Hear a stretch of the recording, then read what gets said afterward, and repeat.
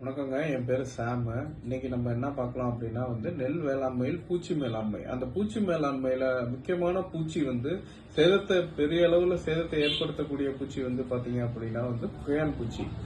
இந்த புகையான் பூச்சியை பத்தியான தகவல்கள் அதை பத்தி நம்ம இன்னைக்கு பார்ப்போம். இந்த புகையான் பூச்சி நெல் வயல்ல எப்படி இருக்கும் அப்படின்னா நீர்மட்டத்திலிருந்து கொஞ்சம் மேல தண்டு பகுதியில அதிக எண்ணிக்கையில காணப்படும். எப்படி இருக்கும் அப்படின்னு பாத்தீங்க அப்படின்னா சின்ன சின்ன சைஸ்ல மாதிரி இருக்கும். ஒரு சாம்பல் கலர்ல, லைட்டா ஒரு ப்ரௌனிஷ் கலர்ல அந்த கலர்ல இருக்கும்.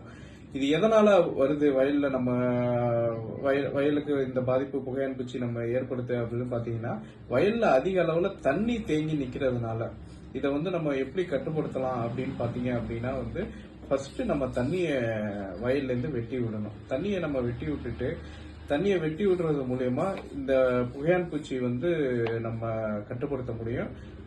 முதல்ல என்ன பண்ணணும்னா வயல்ல தண்ணி நம்ம அதிக அளவு தேக்கி நிப்பாட்டுறத நம்ம தவிர்க்கணும்.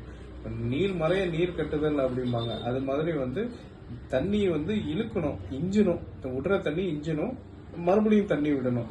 டெய்லி நம்ம வயல்ல தண்ணியை நம்ம ரொப்பி விட்டுக்கிட்டு இருக்கிறதுனால இந்த மாதிரியான பூச்சி பிரச்சனைகள் நமக்கு ஏற்படுங்க.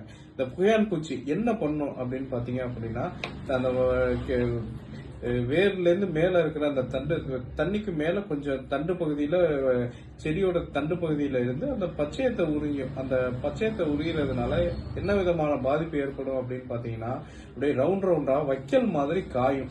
நெற்பயிர் நல்ல பச்சையா இருக்கிற தூரே வைக்கல் மாதிரி காயும். வைக்கல் மாதிரி ரவுண்டா காயும். இத என்ன பண்ணலாம் அப்படின்னா இத மத்த நல்லா இருக்கிற தூருக்கும் நல்லா இருக்கிற தட்டிக்கும் பரவாம எப்படி தடுக்கலாம்னா அந்த பாதிக்கப்பட்ட இதை நம்ம மிதிச்சு விட்டு ரவுண்டா நம்ம ஒதுக்கி விடலாம். ரெண்டாவது என்ன பண்ணலாம் அப்படின்னு பாத்தீங்கன்னா நம்ம அந்த தட்டி போட்டு நட்டுப்போம். அந்த தட்டியை நம்ம ரெண்டு பக்கமும் மிதிச்சு விட்டு வயல்ல காற்றோட்டத்தை ஏற்படுத்தி வயல்ல சூரிய ஒளி படுற மாதிரி நம்ம ஏற்படுத்தும் போது இதோட பாதிப்பு கட்டுப்படுத்தலாம்.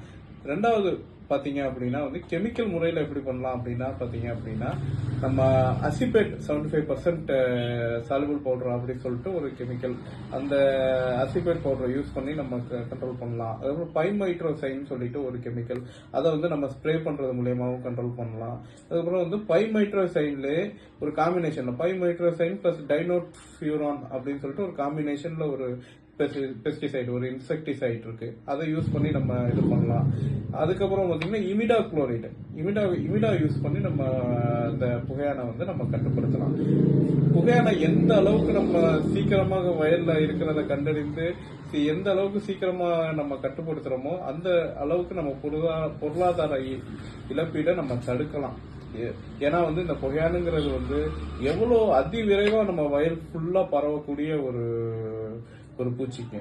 இன்னைக்கு ஒரு இடத்துல இருக்கிறத பார்த்தோம் அப்படின்னா நாளைக்கு பாத்தீங்க அப்படின்னா அங்கங்க அப்படியே நகர்ந்துகிட்டே அதிகப்படியான வேகத்துல அது நகர்ந்துகிட்டு போகும். சோ அப்படி இருக்கும்போது எவ்வளவுக்கு எவ்வளவு ஸ்பீடா நம்ம கண்ட்ரோல் மெஷர்ஸ் எடுக்கிறோமோ அவ்வளவுக்கு எவ்வளவு நம்ம பொருளாதார இழப்பீட நம்ம தடுக்க முடியுங்க. நன்றிங்க.